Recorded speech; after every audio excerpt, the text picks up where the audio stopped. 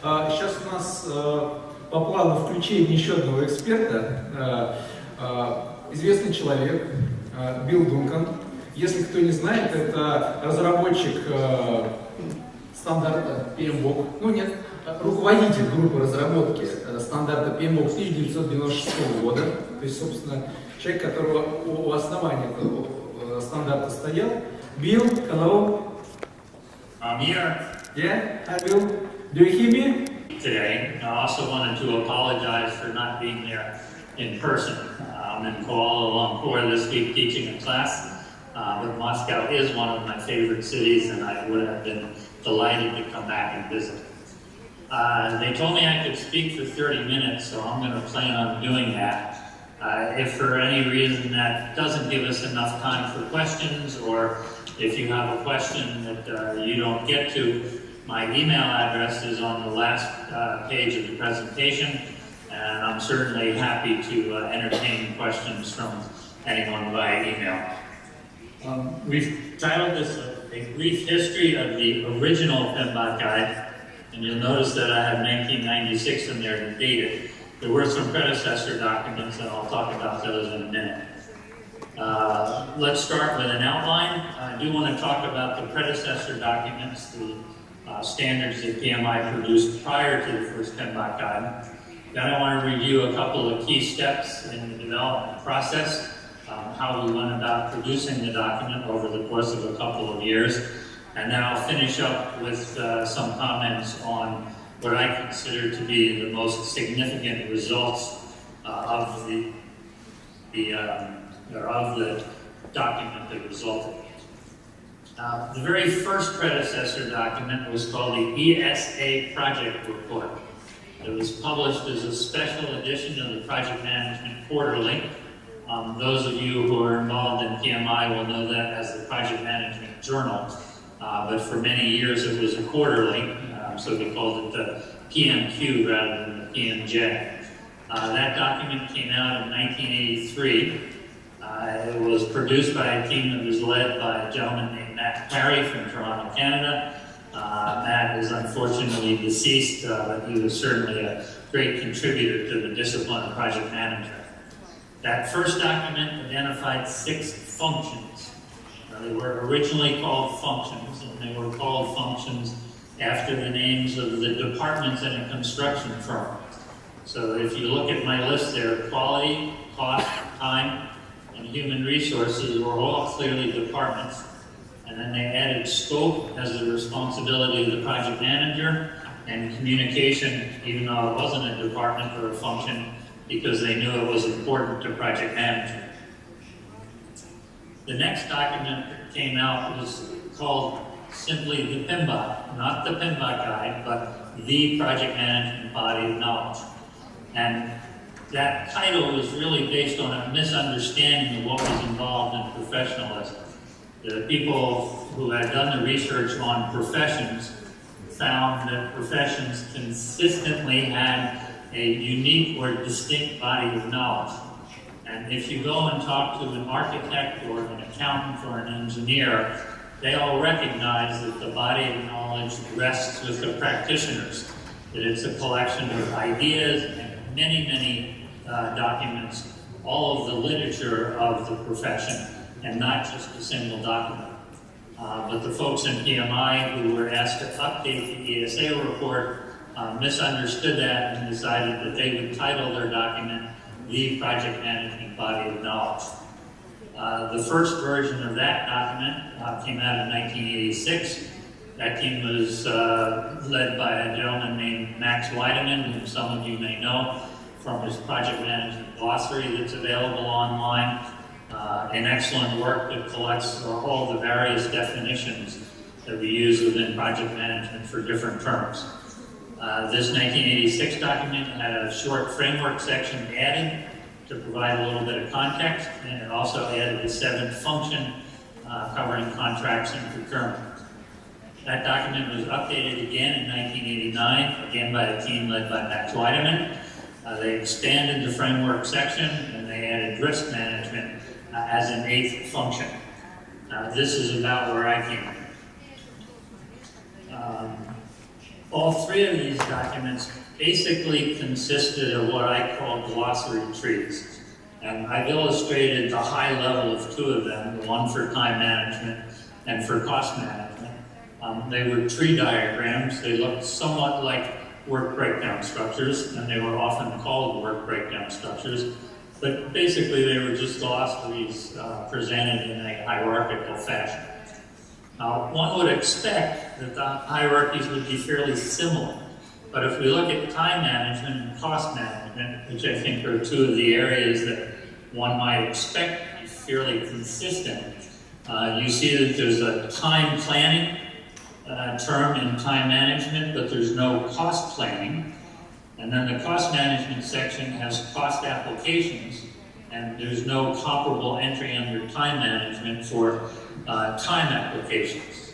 And these are probably the two functions that were most similar. The other functions were vastly different in their organization. When you take it down another level of detail on the glossary trees, the differences became even more visible. This is the next level of detail for time estimating and cost estimating. You'll see that there are only 4 items there under time estimating. And what is covered for some of those is fairly obvious.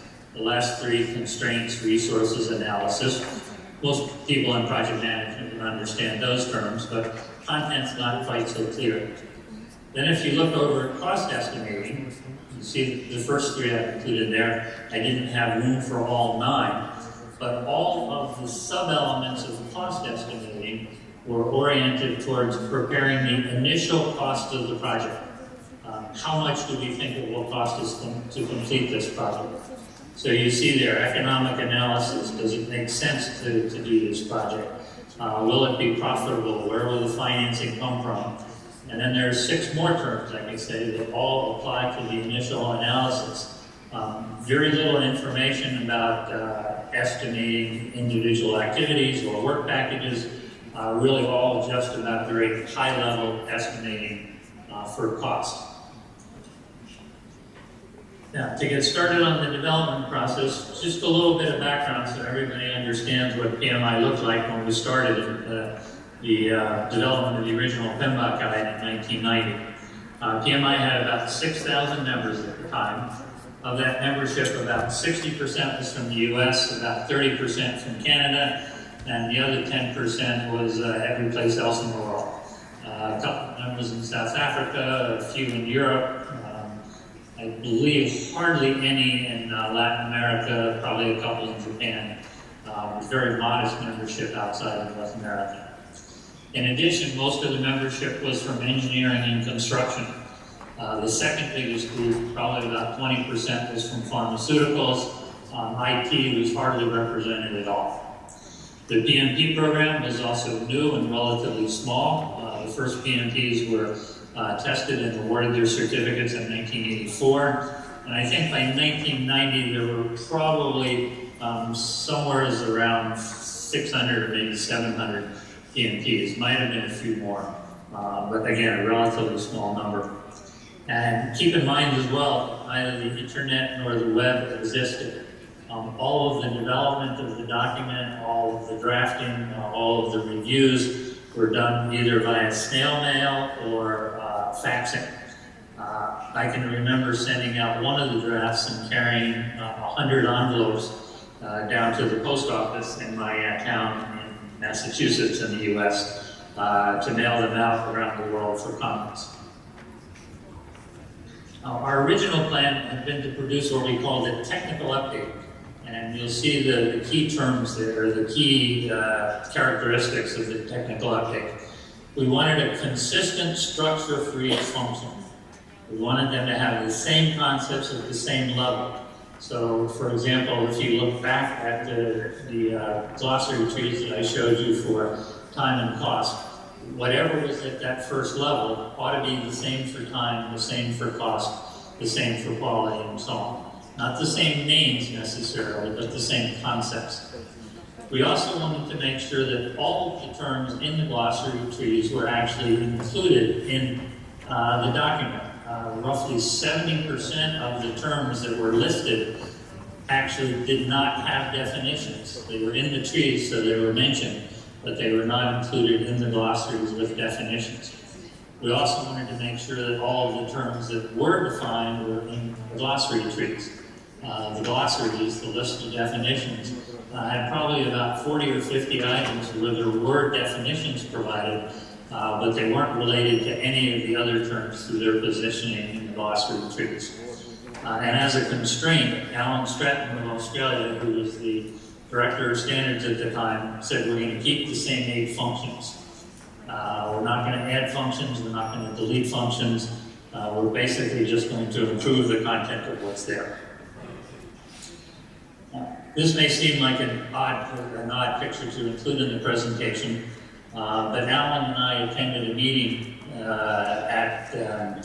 in Dayton, Ohio, in, I think, early 1991. And we stayed at the Red Roof Inn, and after the meeting was over, Alan and I spent an extra day to go over the content of the 1989 document and see what we could decide on in terms of the structure. And if you actually look at this picture off to the left, about 3 rooms down in that little balcony was Alan's room. We moved the work table in his room out to that walkway so that we could enjoy the spring sunshine. In looking at the documents and trying to describe each of the items that were there, I found myself consistently using the terms process, input, and output. So if we go back and look at the glossary tree for time estimating, you may recall that content was one of the sub-elements for time estimating. And then under content, there were 4 items, and you see them listed there. We were able to characterize these or classify these fairly easily. Time estimating was clearly a process. It was something that people did on projects. Content, well, we weren't quite sure what that was about, so we left it aside and said we'd come back to it. And then so we looked at the items under content. Well, identify activities, again, clearly a process, something that people did. A WBS, or work breakdown structure, again, very easy to classify, that was an output. Level of detail, well, that's an input. Somebody needs to describe or define the level of detail that they want in some document that would be output. And then the last one, quantity takeoff, again, that was clearly an output. As we started going through these, like I say, I kept saying that's a process, that's an output, that's an input. And I remembered a systems design process that I had read about that IBM had developed in the early 19th. It's a hierarchical input, process, output, or HIPO, H-I-P-O. And I said to Alan at the time, I said, you know, I think we can structure all as a series of processes that use tools and techniques to use the inputs to generate the outputs. And Alan said, well, I'm not exactly sure what you're talking about, but you sound like you know, and you sound enthusiastic about the idea, so let's give it a try. And give it a try we did. It actually took me just about a day to resort the glossary trees. And what I ended up with is something that may sound familiar to you, but was original at the time. I had about, I believe about 25 to 30 processes. And each of those processes were described in terms of inputs that got converted into outputs by applying a variety of tools and techniques. So that's the structure that I laid out from the terms in the old glossary trees. And there were, in fact, quite a few terms that didn't fit into the tree structure, but it was also clear that those terms related to some of the other elements. They might have been characteristics of the processes, or they might have been detail for some of the outputs, or variations in terminology for some of the inputs. But when I was preparing this presentation, I went back to that original draft, and I found out that about 90% of the items, processes, inputs, outputs, tools, and techniques, that were in that first draft would in fact make it into the final version that was published in 1996. Now, even having restructured stuff, there was a lot to do, still a lot of work. This picture here is an extract from the glossary trees. This is for the time management section. I'm not sure if you can read it, but time estimating is down there about 2/3 of the way down. And if you can read it, you'll see this ND notation after time estimate. And what that means is that the glossaries did not include a definition for time estimating. And if you look at this, you'll see quite a few NDs. In fact, you'll see that most of the terms here have ND next to them. So while they may have been listed on the trees as ideas that people needed to know about, or that should be considered as part of the discipline of project management, we didn't have definitions to work from. So even after all those things were laid out and organized, we still had quite a few definitions to write. On the lower right-hand corner of this chart, you may also see that term missing dependency. The term dependency, which is what most people call the links between activities, was not included in either the glossary or the glossary tree. So we started out with a series of annual working sessions at PMI's conferences. The picture you see here is a copy of the workshop from the first working session at the PMI conference in Dallas in the fall of 1991. And we presented the draft of project management as a series of interconnected processes. And this may not be an exact quote, but it's pretty close. Pretty much everybody we talked to in 1990 it's a really dumb idea that project management being described in terms of interconnected processes was not an idea that anyone would ever accept. And we were wasting our time and everyone else's time. By the time we got the exposure draft published in 1994, the idea that we had originally developed and that had been laughed at was in fact pretty widely accepted. Many people had seen drafts, many people had commented on them. The exposure draft was sent out to all of the PMI members, which was about 10,000 at the time, for comment, and people had simply accepted the idea because it really made sense when you stopped and thought about it. This chart shows how we went from the exposure draft to the final. This is the 2 pages from the working document that I prepared. What you see on the left is a copy of the page from the exposure draft, and the red markings on that were comments that we received. People who suggested that words should be changed, added, deleted, or moved. And what you see on the right is commentary on things that didn't fit, or that we couldn't, that simply couldn't fit on the left-hand side. And you'll see as we went through there, every mark is either a check, which means it was incorporated into the final version, or had an X, which means it was rejected.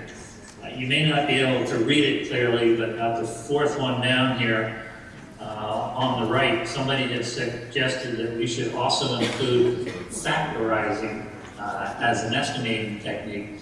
Well, we did quite a bit of research, and we followed up with the person who made that suggestion, and we couldn't find any reference in the literature to factorizing as an estimating technique. So it got next through it saying, we can't document the literature, we're not going to add things here that people have made up.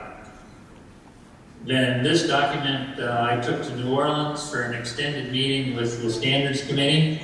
We had, I believe, about 14 or 15 people on the committee at the time, representing all of the major domains from project management.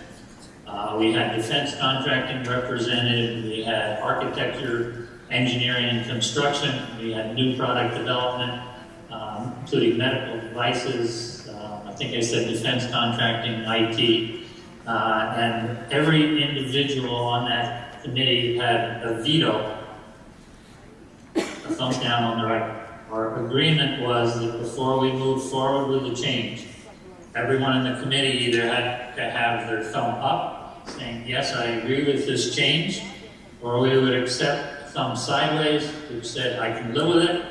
And anytime there was a thumb down, we went back, we looked at the information, we made a decision or a revision, and we did not move forward until we had every thumb either up or sideways.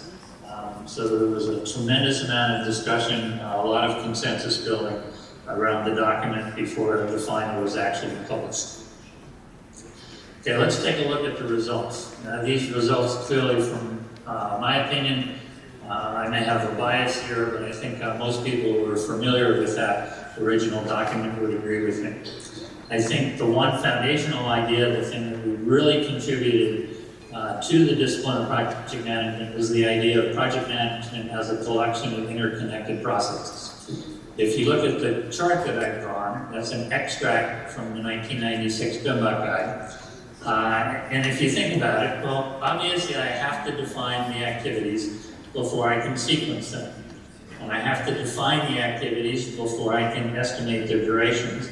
And I have to have both sequences and durations before I can... it's pretty obvious when you lay it out that way. And if you look at the books that were published prior to the exposure draft in 1992, many of them did talk about the various activities of project management, but nobody had ever really laid them out into a flowchart and said, you use the output from this process as the input to the next process. So I think that was really fundamental and foundational, generally accepted, has been adopted by software developers, by business analysts, by many other disciplines as a way to depict the activities of their profession and discipline. There are a couple of other major ideas that were original to the PMBOK guide. I've listed the three of them here. I'm going to talk about each one in a little more detail. Let's start with the two kinds of processes. We identified project management processes and product-oriented processes. You can see the definitions. Project management processes are about figuring out what has to be done and how we're going to do it. Product-oriented processes are about specifying and creating the product of the project. Prior to 1994 in the exposure draft, every other book that I've been able to find on project management had a mix of these two kinds of processes. It would talk a little bit about how to do software development, or a little bit about how to do engineering design, or a little bit how to do architectural design, and then they talk about some of the aspects of managing those processes, but they never really recognized that there were two different focuses. I think we should have called project management processes project management-oriented processes. I think that would have been better, clearer usage. But it was certainly this split that made the PMBOK guide possible, because we were able to identify the project management processes without confusing people by talking about domain-specific issues. Second thing was the process groups. This may look a little bit different because what ended up in the final version was different, but this was the initial draft that we had of the process groups. The ones in blue are what we viewed of as being general management activities. General management plans what they have to do, they execute the tasks that are planned, they monitor against their plans, and then there's a feedback loop and an iterative or cyclical process amongst those three. We added concept and closure for projects on the basis that projects are temporary, and therefore they need a clear startup step and a clear closure or close down step or process. So this was our original conceptualization of the process groups, which ended up being initiating, planning, executing, controlling, and then closing. We also were very clear that the process groups repeat within each phase of the project. And this is figure 3.3 from the final version of the 1996 PMBOK guide. And it shows you that as you go through the phases, the process groups repeat. Many people try to use the process groups as life cycle phases, and it gets them into trouble because it doesn't tell them how to go about addressing the product of the project. This, I think, was just absolutely vital to the whole concept of the PMBOK guide. The third item that I mentioned was facilitating processes. This chart, again, is from the original PMBOK guide. I'm sorry that the words are a little bit small and you may have trouble reading them.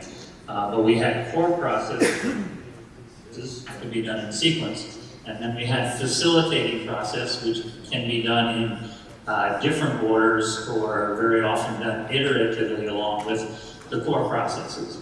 And unfortunately, I think in the third edition of the PMBOK guide, they eliminated the facilitating processes because the risk management people felt that facilitating was somehow less important than core. And rather than changing the names so people wouldn't feel unimportant, they eliminated the facilitating processes, and it really just changes the dynamic, and I think it misrepresents how the processes actually interrelate to each other. We had some other good decisions. We tried to make a very clear distinction between the body of knowledge, which rests with the practitioner. The body of knowledge is what I know, what everybody who practices project management knows. And then there can be standards documents or documents that describe a portion of the body of knowledge. The body of knowledge doesn't mean that there are even many documents. We also changed the name of functions to knowledge areas because there were lots of discussions of functions as being departments. That was their original purpose. It came from originally.